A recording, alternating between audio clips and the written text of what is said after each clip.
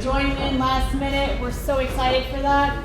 We still got to do the QR code thing because we got to know how many people came out tonight, so that way we can, buy more, drinks in the future for other events. So we appreciate if you could. You guys hear me? Yep. Okay, cool. Yes, fill out the QR code if you did not get a chance to register. All right. Oh, hi. You know what? There's a spot right here next to Rich. Rich, you want to raise your hand? Mr. Tweed. Thank you very much. Margarita, there's also more chairs over there if they want to Okay, put it. cool.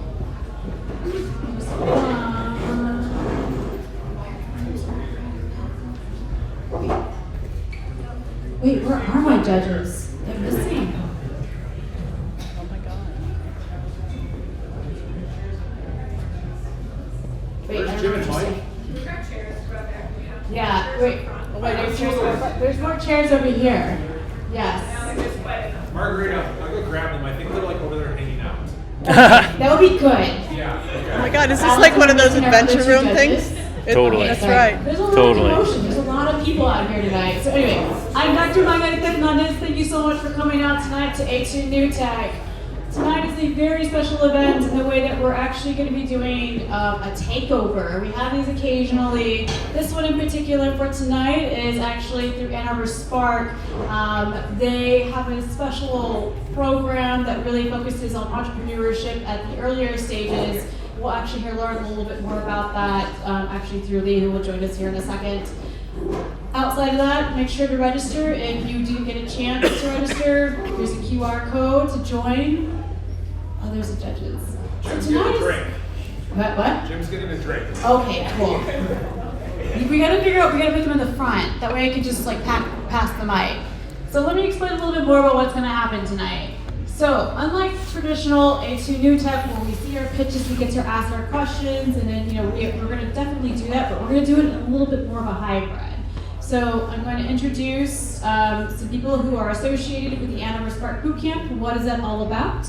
But today, we're going to see a few different pitches, but they're competing for money, moolah.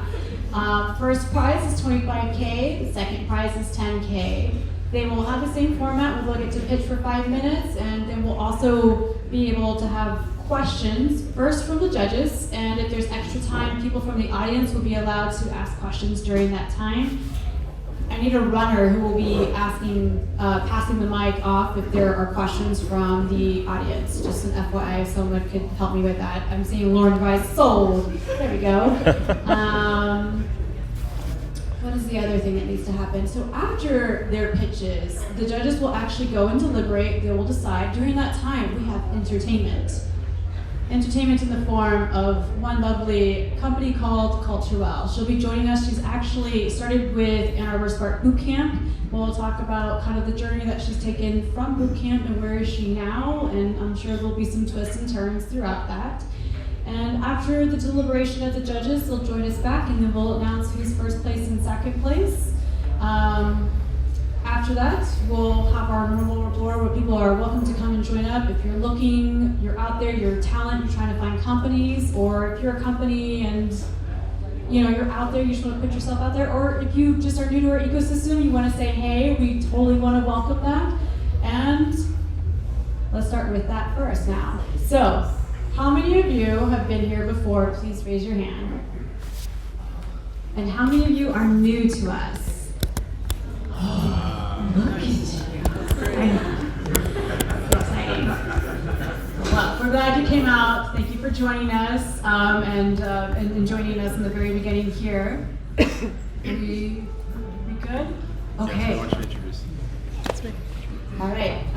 We have a special announcement. The people that house us here, this is, 4 a.m. at the venue, and they have a special announcement for us. Here's Heidi. Margarita, thanks. First, I'm Heidi Koshner, associated with this with Venue and Forum.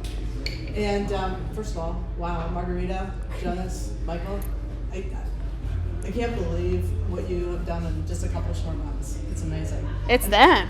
I was here in the beginning when we were over in the garage at 830 Henry, reenacting a dystopian scene with single light bulb swinging and rain dripping down from the ceiling. So this is quite a difference. I wanted to thank you all for coming today. Thank you very much. A little plug for venue. Patio's opening very soon. There's a really cool mural on the ground. So we're excited about that and hope you'll come back and join us. I also wanted to, the biggest reason that I wanted to say something real quick tonight was because next month, on May 10th, we're launching our inaugural Venue Connect with Anna Michelle Busewitz, who is a new entrepreneur, Southeastern Michigan. She will be talking about the business side of mindfully speaking. And so I hope that you'll all join us. Let your friends know. We're really excited about this event, which will be the first of many. So forumvenueconnect.com if you want to sign up. I myself could talk for like 5 to 10 minutes, so I better stop now. But, Thanks, Heidi. Thank Thanks, you. Heidi. Okay, I'm gonna tell the judges you gotta go pull a chair and come and sit down, please. Because I gotta ask a question. Yeah, I gotta pass the mic to you for a bit, so we'll get them settled. And while that happens, is there any other announcements that we need to do before we kick it off? No. Cool. Okay, so Ann Arbor Spark, this is your local nonprofit supporter of young tech companies from the ground up. There's a little bit more that goes on under the hood. It's a little bit more than just helping companies, it's also kind of helping them cross the chasms. And one of those cross the chasms, we have a program called Ann Arbor Spark Boot Camp. I'm not going to talk much more about it, but the backbone really behind it is the managing director, Lee Gorman. So I'm going to have her join me, kind of talk a little bit more about it, and then we're going to kick it off.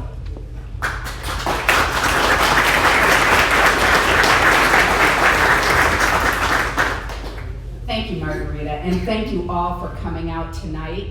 I'm very excited to present our 4 finalists for Best of Boot Camp. We run boot camp a couple of times a year, 2 cohorts, and we have up to 12 teams each time.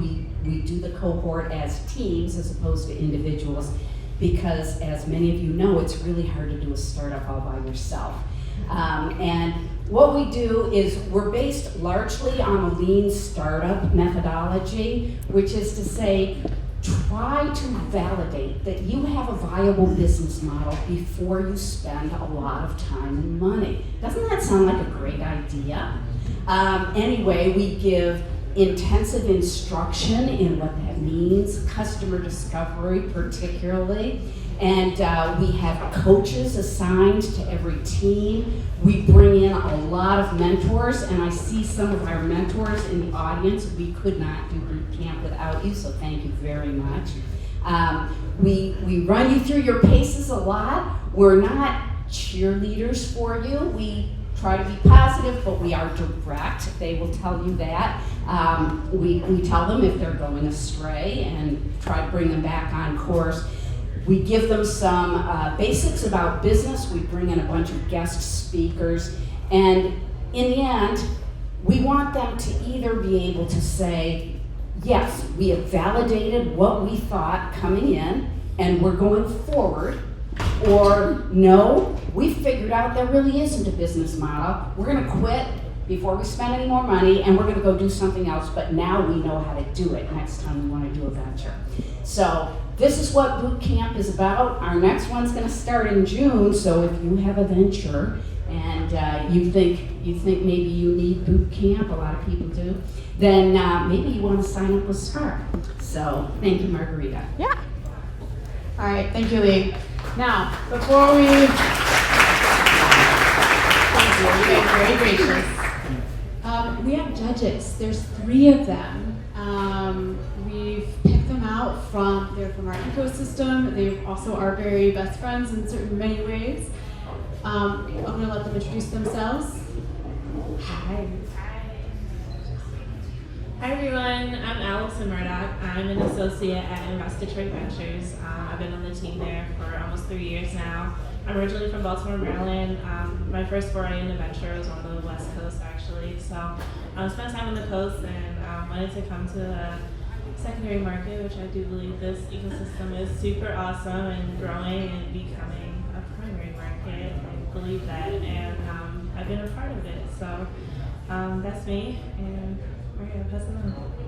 excited to see everyone's pitches today. All right, you're next.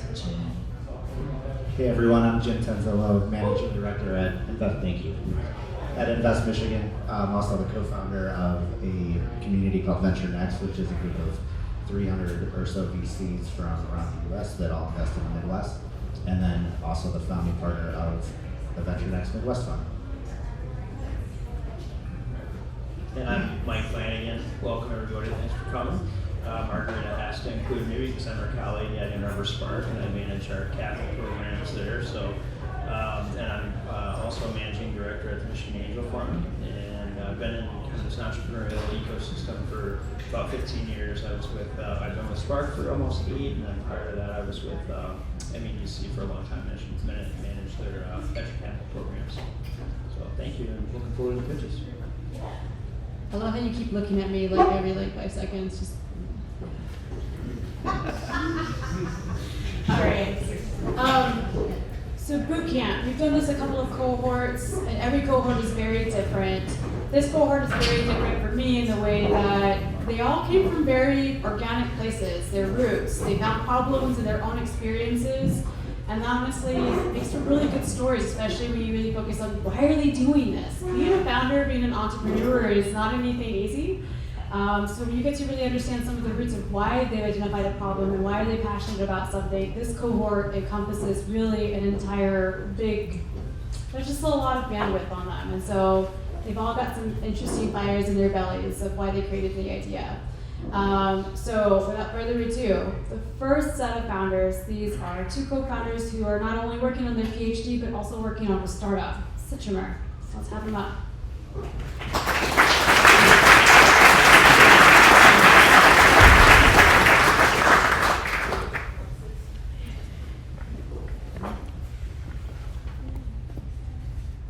Good? Yep. Awesome. Well, thank you everybody for being here, and thank you to the judges and the bootcamp team for the opportunity.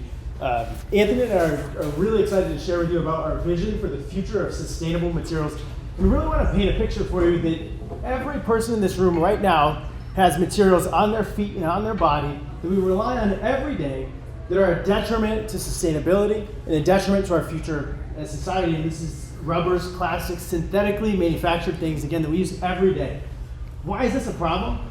First, from the beginning, these rely on crude oil. It's something that we're going to run out of in our lifetimes. As they're processed, the processes of making rubbers and plastics is inherently not sustainable, not efficient, and not consistent. During their manufacturing, about 30% of the material mass is wasted before it even becomes a product. And then once this product is in your hands and you decide you're done with the pair of shoes on your feet, it sits in the landfill for the next 1,000 years. So both manufacturers, consumers, and regulatory agencies are desiring materials that are sustainable, circular, and cost efficient while affording these high performance properties that we desire and rely on every day. So we're positioned at Citrimer as the next generation material science company engineering the next wave of sustainable rubbers and plastics. As a raw material manufacturer, really focus on 2 major industries to start, and that's the footwear industry and the tire industry. Why these 2 industries? These are major players, again, 2 products that we rely on every day, but also 2 industries with consumer demand and market drive, where the big players in big tire and big footwear have made public commitments to sustainability to decrease their carbon footprint, and there's growing demands for these products. You'll also notice that the major players in footwear also happen to be some of the major players in tires, which combined is over a $35 billion market opportunity, leading us to validate a materials platform that could lead into other synthetic rubbers, thinking about single-use things, textiles, industrial components, and really into the broader polymers and synthetic materials markets, products that we interact with every day based on one fundamental platform technology. We're developing scalable, sustainable chemistry to address the problems that Ben alluded to in the previous 2 slides by harnessing this molecule called limonene, which is an oil that's extracted from citrus waste. It's extracted from the peels of citrus fruits that are a byproduct of the fruit juice industry. And our chemistry allows us to transform this oil into these robust, durable materials that can be processed and implemented into currently existing manufacturing streams. We are currently in the process of protecting this invention with a provisional patent application that should be underway in the next quarter. And we really believe that we're the team that's gonna make this happen. Ben and I are both synthetic chemists by training. We have over 16 years of experience in synthetic materials engineering. We've been friends for over 10 years, so we have quite a long history of working together. And we both have served in various operating roles in venture capital and in some early stage startups in addition to the company that we're pursuing today. We're currently raising a $100,000 pre-seed round to finance the pilot scale-up of this sustainable chemistry that we're working on. And we're grateful for Spark for the opportunity to pitch today and happy to take any questions.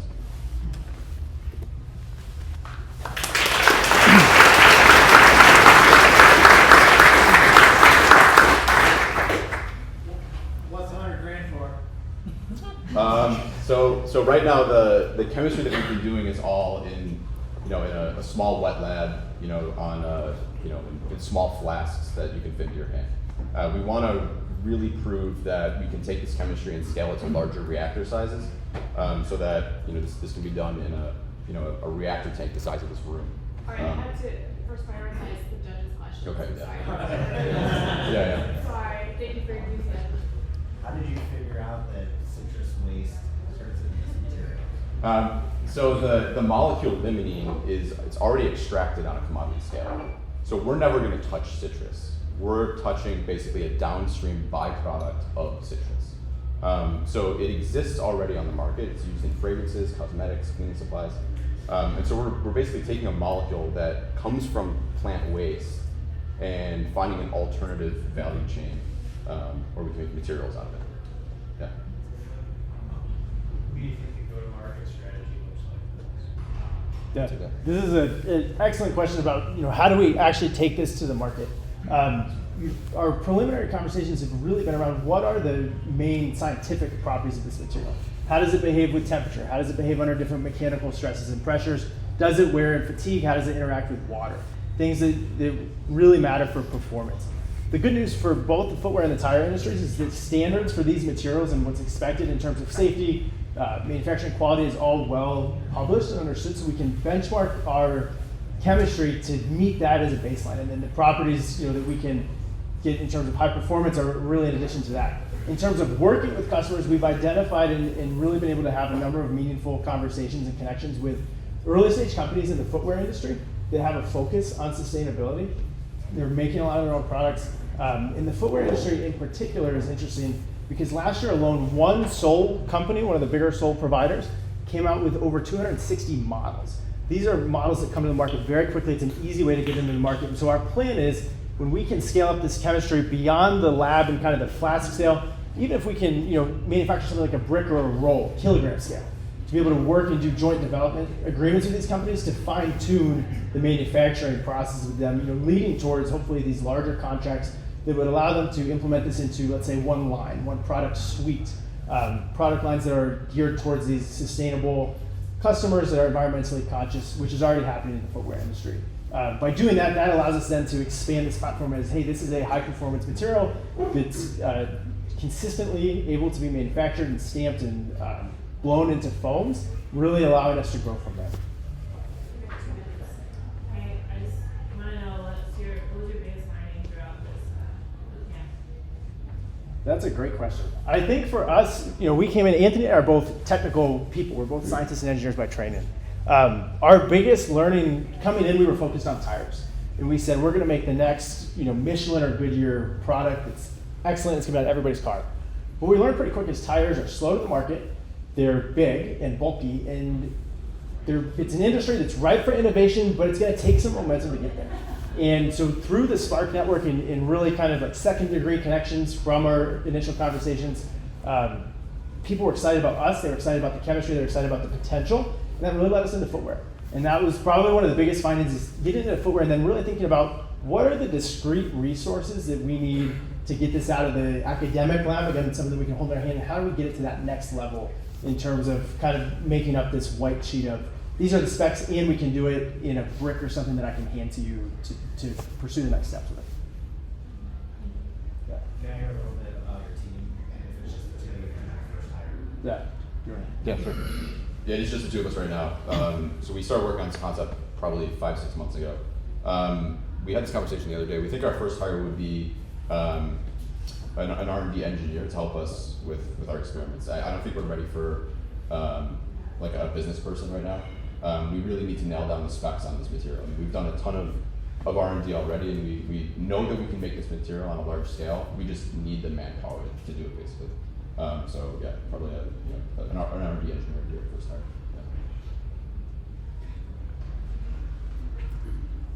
Yeah. Any other questions? Yeah. Since, You're next. did I understand correctly that you're still in the PhD process? Yeah. So who owns the IP actually, and if there is an IP, because Yeah. the patent is not over. Yeah, so the IP is owned by both of us. It's separate from our PhD dissertations, actually, so it's not university IP. And we'll both be finishing our degrees in the next year, so we're going to be doing this full time when we graduate. So, yeah. That's all we have time for. Awesome. Thank you. Thank you.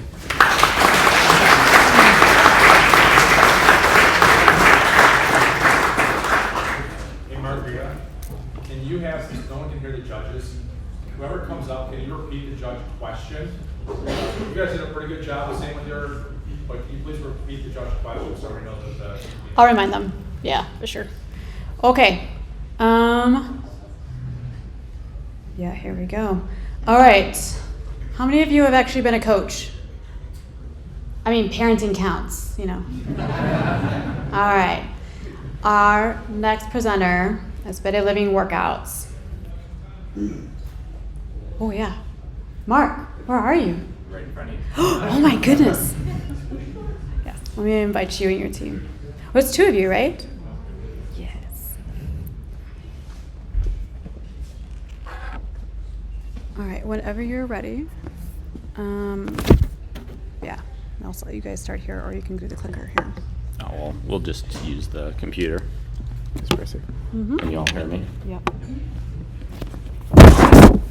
Or slide.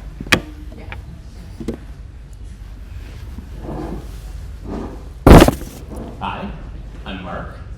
I'm part of the Better Living Workouts team.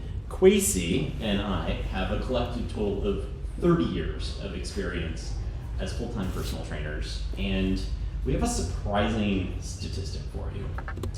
90% of trainers leave the industry within the first year of being certified.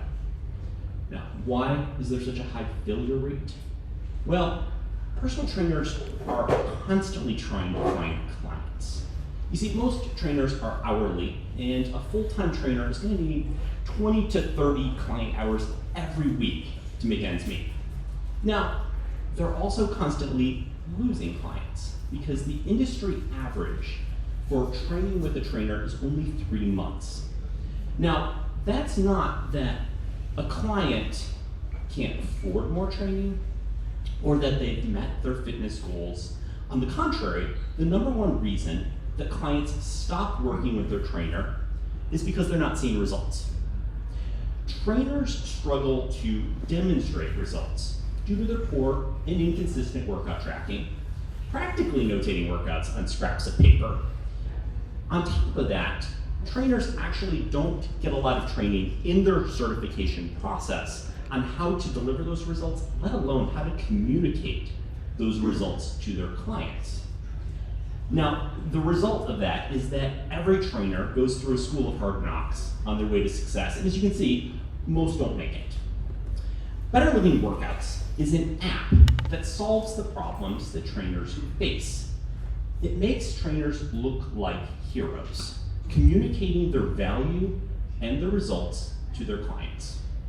It makes workout training simple and comprehensive, and it helps them show both overall progress and progress on every individual exercise. On top of that, it helps trainers operate at a higher level, putting the expertise of a career trainer into the pocket of any trainer, regardless of their experience. Now, we have 3 years of test data showing that app users have a superior retention rate of their clients, and we can show that clients or trainers who are using our app can keep a client 90% of the time at 12 months, compared to just 23% for those not using the technology. So simply put, by using our app, trainers deliver value, and their clients keep training with them because they see the progress that they're making. Now, our business is farther along than many. We have a fully functioning app on both the Google Play Store and the Apple App Store. And we have multiple years of test data to demonstrate its effectiveness. This graph shows our market expansion potential and the respective market sizes. So we developed our app for internal use, and the next step is to monetize it and to take it to our beachhead market, which is newly certified personal trainers. Because our customer discovery has told us that trainers at this point are unconfident in their abilities and likely to purchase something that will help them succeed. Now, once we gain some traction with trainers, we see that we can also take this to gyms and fitness centers, because gym owners have told us that they would invest in personal training software to, 1, improve the profit center of personal training in their organization, and 2, to solve the problem of high turnover, both of their staff and of their own clients. Finally, after we gain some traction with trainers and with gyms, we'd like to take this to the direct wellness consumer. So this is direct to consumer, because our own clients have told us that they love this app and that they would buy full app access if it were made available. Now remember, we're targeting trainers, so the client is using it with a different interface. But these are clients who are saying, I'd really love to be able to do this on my own as well. We realize that's a very specific demographic, and we're developing a specific profile for an end user who would want full app access, so that we can do direct marketing to that kind of profile. Thank you so much.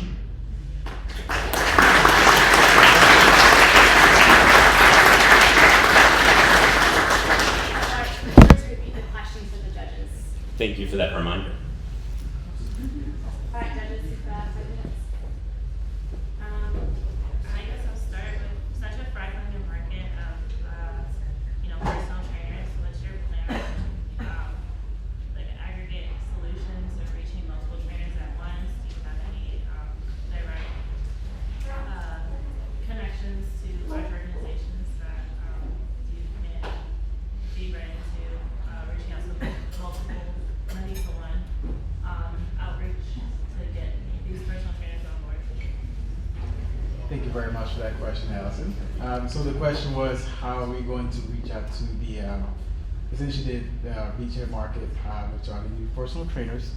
So we have actually, as part of our cost estimate, we could purchase the contact list from the certification organizations such as ACSM or NXM or ISSA. So with this list, they're going to give us all the new trainers who are coming up or applying for certification. So we can market directly to these trainers who are coming up, and as Mark explained in the pitch. These are the trainers who are going to need the app so that they can see success as they go into their training career. You said that you've used this internally so far. Have you started, maybe I missed, did you start testing this with trainers so far? Is there beta tests? And have you gotten, what kind of feedback have you gotten on it? We have not. Not yet. So we've got 3 years of usage within our organization. So the question was, have we used it outside of our organization? We have perfected it through those 3 years. So we weren't always great at retention. And that was part of the problem that we were trying to solve. When I first hired contract trainers to work for me, they precipitously lost clients that had been with me for years. So I changed that model and wrote a book and wrote a manual, and I baked all that intelligence into this app So we've been steadily improving and perfecting, but no, we haven't yet taken it outside of the company. What does the competitive landscape look like? Are traders using any other tools out there for you? So right now, there are, I'm sorry, what is a competitive landscape? And there's, the big juggernaut is Trainerize that is being used. It's meant to solve the problem of learning how to run a business, which is a good problem to solve because most trainers don't know how to do that either. But it's not targeted at retention. And so we think we have a real competitive edge there. There are a couple of other smaller competitors which we think we can catch up to very fast. What's it gonna take to catch up to them? Your investment. What's it going to take to catch up to the other competitors? We really do think that with this message that we developed through this boot camp, that the problem is failure in your profession. That these people have just laid down thousands of dollars sometimes to get certified and several months of their life to learn the material, and then to exit within a year. I think there's a motivation there. The messaging isn't that they need to learn how to start a business and have something that does everything for them. This is how you're going to succeed.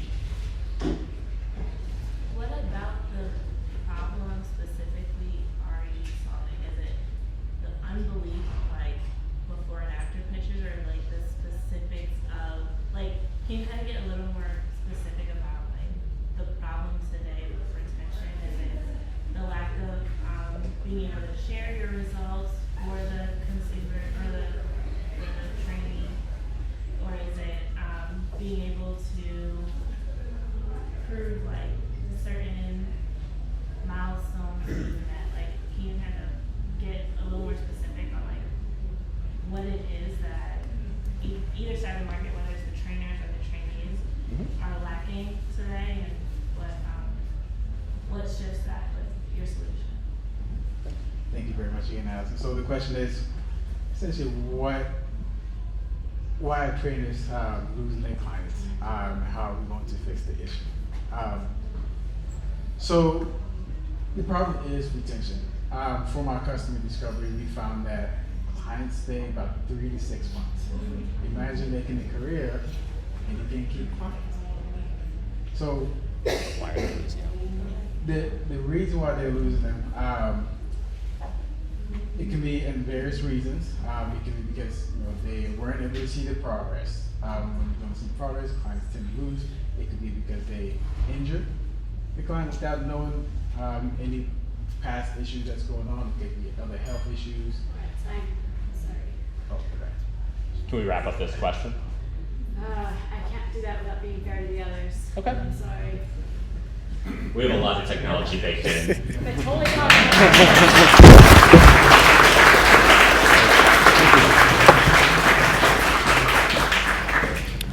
Okay. All right. So going to our next pitch. I'm at this next picture, circa July 2021, and we had some very long conversations, and she's fought her way through many things I tried to walk her off the cliff. Okay, this is gonna be really hard. I don't know, I understand from your side, this is gonna be really hard. Are you sure you wanna do this? And with the fire in her belly and her ferocity, hell yes, I wanna do this. Christy with Best Life Initiative. Ooh. All right, hands, hands.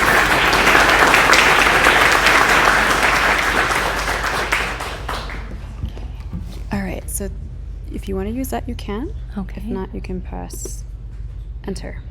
All right. All right. So I'll try this.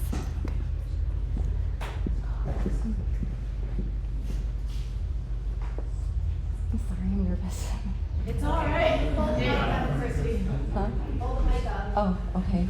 Is that better? Yes. Okay. And it's okay. You can start all over again too. It's okay. You're amongst friends. This is all that.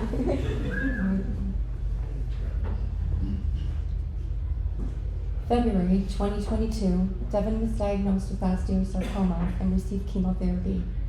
On December 9th, after announcing that she'd beat cancer, she rang the bell, as one does in celebration of completing their cancer treatment. On December 23rd, Devin wasn't feeling well, and her mom took her to the emergency room. Sadly, on Christmas Eve, she passed because of a blood clot that had lodged in her heart due to complications from the chemotherapy. Devin was only 25 years old. Devin is just one example of the 17 million cancer survivors that are at greater risk of dying from complications or heart complications from the cancer treatment than their cancer. Why? Why do these unnecessary and preventable deaths occur? Although these patients have survived cancer, they have different care needs now. Needs that are not monitored for nor communicated effectively between the primary care physician and the oncologist. This, for example, something as common as a high blood pressure reading could be a life-threatening condition for these patients. This places a $150 billion burden on healthcare systems, and healthcare systems have tried to solve for this problem with the use of nurse navigators, who coordinate care between patients and all members of the care team. The problem is that nurse navigators can miss important warning signs too, particularly when patients' needs are not effectively communicated between the primary care physician and siloed specialty care teams. These open loops of communication are detrimental to patient outcomes, incur higher costs, higher use of services, and it reflects poor health system performance, driving profits down. Speak up. Our solution optimizes the role of the nurse navigator. We achieve this through our communications platform that provides a secured network for improved communication and care coordination between the patient, physician, and care team. For example, when a patient has a high blood pressure reading, the physician care team, nurse navigator are notified. The primary care physician receives notification of how to properly care for the patient and communication to be made with the oncologist and other specialty team members.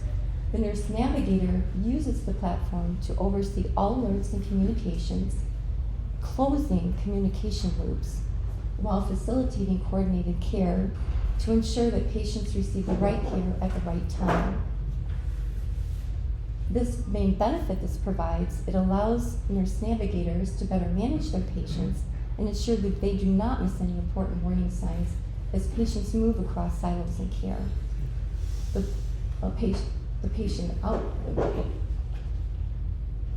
improves patient outcomes, which benefits the health systems because it drives the high use of services and escalating costs down to maximize profits. With the help of Boot Camp, we have validated the magnitude of this problem. And I'm working with consultants who are former members and co-founders of Health Media to build out the functional specs required to develop an MVP. I'm also partnering with clinicians to obtain grant funding and test the model, or test the MVP in a clinical research trial at Duke. The goal is to obtain proof of concept with in-market real-world data so that we can secure pre-seed funding, and then entrance to the market would be to pilot the platform within 1 to 2 premier or leading health institutions such as Duke. I am currently the director for the Duke Center for Personalized Healthcare, where I lead the development and research of personalized models in care. And I've been in health administration in a multitude of health delivery systems for 20 plus years. And my career affords me connections in the industry, and I'm going to be partnering with Drs. Oeffinger and LeBlanc to advise on the minimal viable product and the catalyst that drives Best Life Initiative. Oh, Time. All right. Judges. okay. All right, judges, you've got 5 minutes. And remember to repeat their questions to the best of your ability. Well, I'm just curious, the product itself, is it a software product that you would, and who would you sell it to within the hospital system, and kind of what does that look like, do you think, in terms of? Okay. The question is, and I can answer the question, but yeah, to repeat it, I'm sorry, the customer, the pricing, and the very first thing was? Just What type of product Oh, is it? yes. Yeah, it's a combination of technology and human element as well. You know, there's so much out there with the technology that human behavior is something that we really need to account for as well. And so with this particular problem, what's so essential is having somebody that's really navigating this whole thing. So it's it's a platform, a technology platform that's a secured network for everybody to come together and communicate. We'll have all these alerts and everything monitored for, but the nurse navigator will be overseeing all of that, and ensuring that everybody's following through and that the care is being coordinated properly. And then the other pricing is, the pricing would be, we feel that this is going to save the health system money, so it's going to be value-based is how that's going to work. And then penetration into just really getting it out there and hoping, you know, what we're trying to do first, I think, is the pilot program would make a lot of sense. What we do in my career is we do a lot of quality initiatives. So if it's something that we can prove out as standard of care, then that's something that can be more easily adopted. And if we're giving data back to the institution and showing them patient outcomes and the impact of how that's doing on their cost indicators as well, that will benefit as well to help us get it out there. What made you want to devote yourself to this? I get to end my speech, my presentation. Remember to repeat your question. Oh yes, what got me to doing this? So it just basically my professional experience, seeing so many patients go through the system like they do, so many things being missed, despite all of technology that's out there, and just really thinking, you know, how can we make this? How is there a better way that we can do this? And the other, what really drove it home for me and defined it was I had experienced my mom, a tragic and devastating loss of failed communications across cancer care in every way imaginable you can think of. It's like it was the last thing I needed to experience to learn what it is I needed to do and how to do it.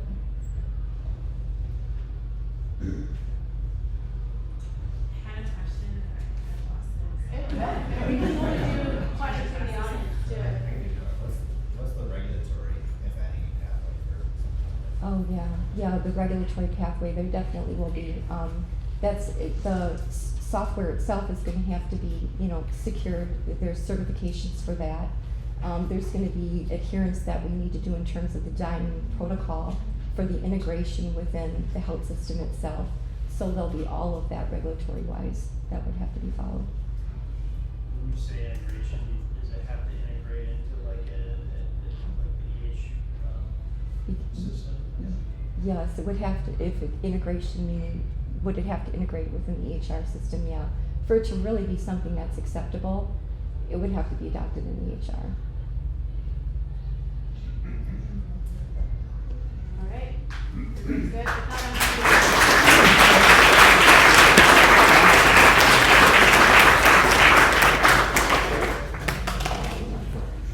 Okay. All right, I know. One more, I promise. This next one's, I got to talking to him a little bit right before we actually started the actual pitches. And you know when you go to work and you're learning on the job, you're kind of seeing everything as it comes to you full life. This person spent about 13 years actually working through that. And it wasn't until, he told me it was 2 years ago that he started doing something about it. But a lot of the time, we're looking at the problems as they come straight to us. But it takes a very different level of tenacity to be like, I'm gonna do something about it. All right, Al, where are you? They're like always in front of me, I'm sorry. Here's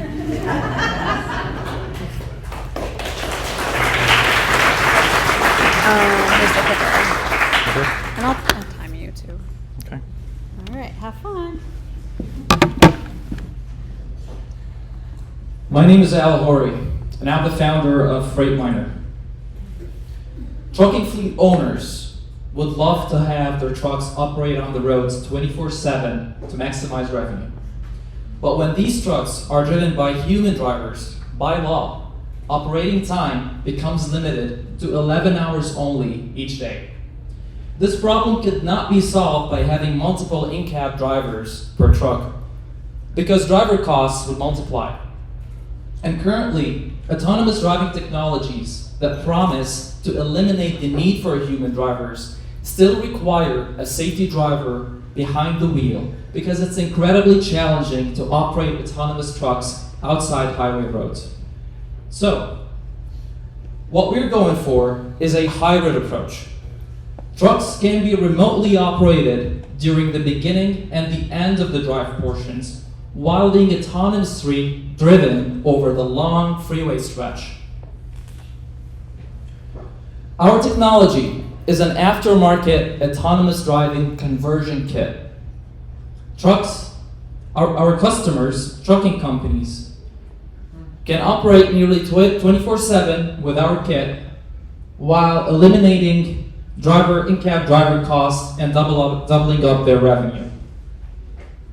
We realize we're not the only startup in the industry that's developing autonomous driving technologies, but we're fundamentally different from the rest. Our hybrid approach allows us to gain a competitive advantage by leveraging remote operations to handle complicated and difficult driving tasks outside of highway roads and during inclement weather conditions, while our autonomous tech can handle the driving task over the long freeway stretch.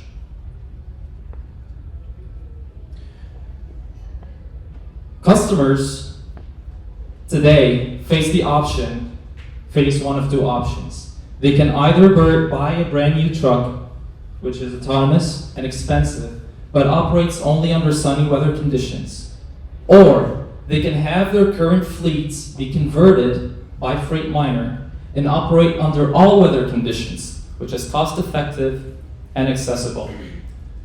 Customers already have trucking fleets today. So, there's a lot of life in these trucks. With Freightliner, we enable them to take all the benefits of autonomous trucking using their own trucks without having to pay so much money for a limited truck. One of our main achievements to date has been the completion of our customer discovery. We validated our problem statement. Almost all of the customers we've spoken to today have confirmed the need to hire more truck drivers. Many of them confirmed the desire that they would like to be decoupled from the driver's availability. Also, we figured out a way to generate revenue while developing our technology. So what we're going for is purchasing a small number of commercial fleets, which consist of cargo vans and box trucks. And we plan to secure local contracts for short haul. We'll start moving freight for local short haul freight carriers. And this enables us to generate revenue so we can develop our technology. Once our technology is developed, we plan to start selling our kit to local short haulers. And then we start adapting our technology for the long haul market. And the long haul market today sits at $29 billion over the Snow Belt corridor. And that's expected to double up to $58 billion over the next 7 years. Developing this technology is not an easy feat. It requires someone with a background in advanced engineering and relevant field experience. After personally leading the safety organization of Too Simple, a major autonomous trucking company, and enabling it to deploy the world's first autonomous driving truck on public roads without a safety driver behind the wheel. And after spending over a decade in designing and deploying safety technologies for passenger vehicles and autonomous shuttles, I've worked tirelessly to confirm that this approach is achievable using off-the-shelf technologies that we can put together and configure to make it work safely on public roads. I'm super excited to work towards these goals, and I look forward to sharing with you future achievements. Thank you.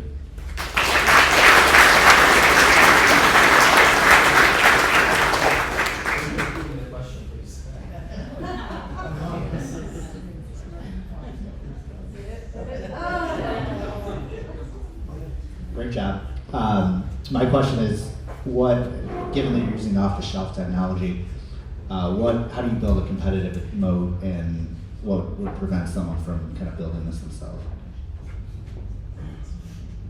Well, the system design is based on safety principles, automotive safety principles, and it's patented, first of all. All the competitors out there today are not doing anything close to this. They're focused on fully autonomous driving, and the companies that have developed the teleoperations are focused on mining operations and agricultural applications.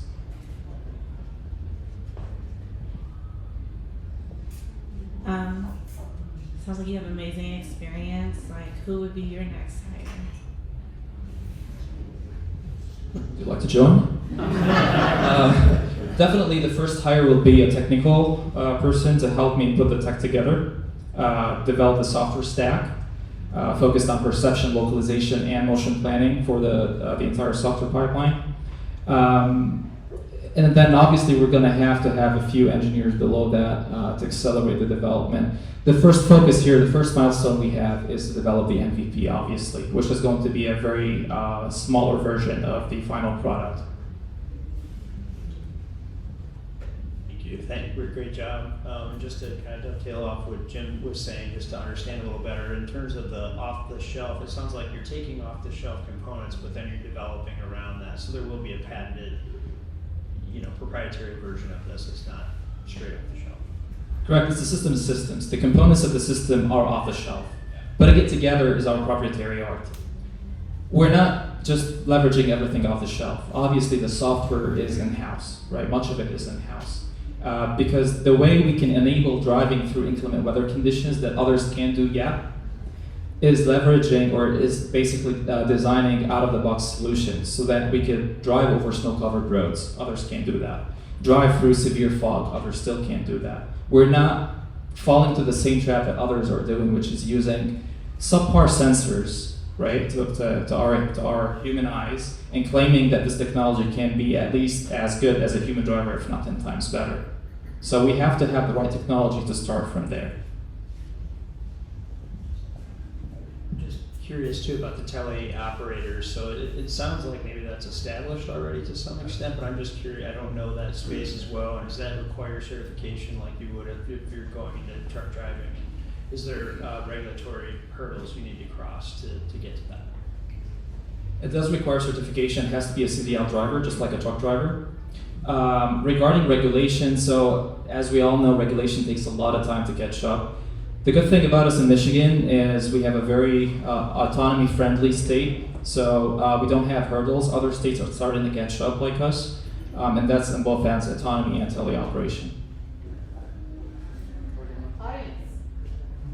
So this will be connected to some kind of internet or something connected, right? So Correct. what happens if the internet goes away? Who's going to drive it from? Good question. So during the drive on the autonomous freeway, it's not a problem, right? Because autonomy does not need that connectivity. The problem becomes if you're teleoperating that.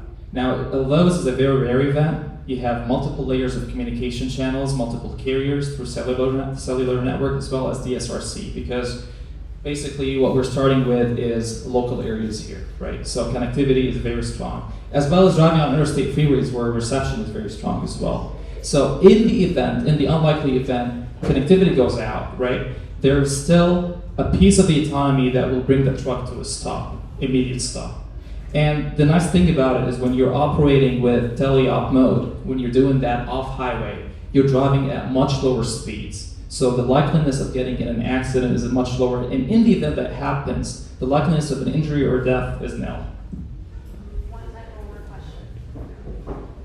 Go here. What's the latency of your teleoperation?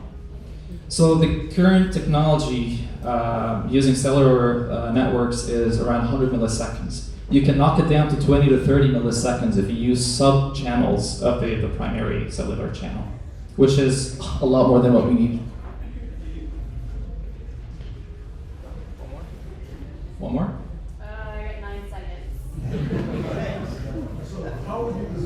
you are like in a remote operating application? Is it something like a simulator? How do you operate an aircraft simulator? How to visualize the teleop. So part of the teleop system is a visualizer that shows you 360 degrees around the truck. You can see everything, just as if you were a truck driver sitting behind the wheel.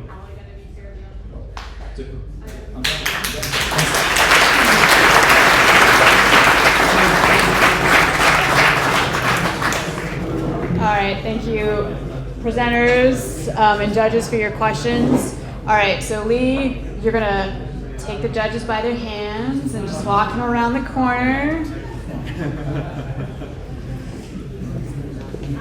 For those of you who are standing, if you want to, pop a squat, there's some other chairs over here. You're welcome to. I'm sorry, my shit's like right there. I'm sorry. But yes, if you want to come and have a sit, you're welcome to do that.